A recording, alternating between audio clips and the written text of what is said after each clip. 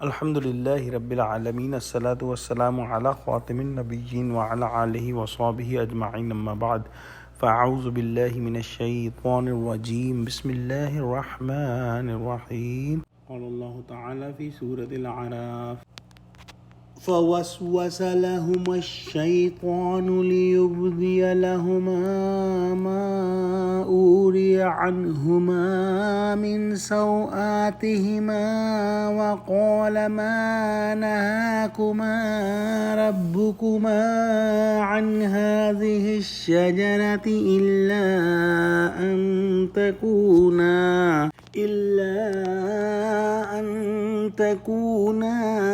ملكين أو تكونا من الخالدين.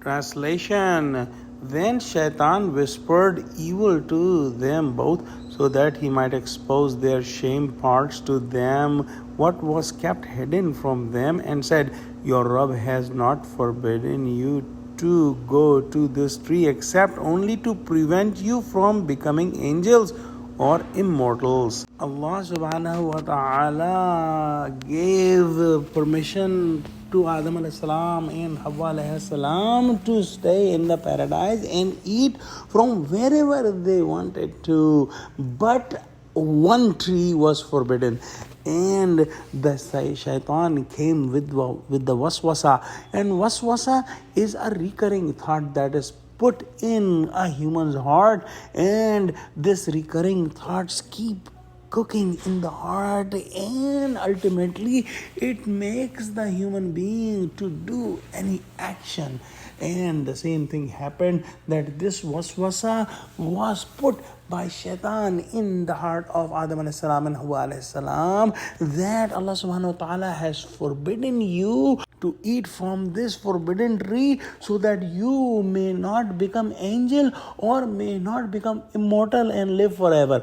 And if Adam alayhi salam and Hawa alayhi salam had thought the angels were just prostrated to them by the command of Allah subhanahu wa ta'ala, so Allah subhanahu wa ta'ala made Adam alayhi salam superior than angels, so it was not a big thing to become an angel for Adam alayhi salam. But when a waswasa comes in the heart of a human being and he's just thinking about that, he loses his reasoning and he makes mistakes and sins that he would not do if he is in the right set of mind. One more important thing to understand, that the scholars have said that Adam alayhi salam and Hawa alayhi salam, when they were in the paradise, they were given a garment of the paradise and they were unaware of their private parts. But Shaitan wanted them to see their private parts, and that's what he wanted them to do, to disobey Allah subhanahu wa ta'ala, and that's what happened, that they disobeyed Allah subhanahu wa ta'ala. Shaitan also swore to them, which is mentioned in the next ayah. وَقَاسَهُمَا إِنِّي لَكُمَا لَمِنَ النَّاصِحِينَ.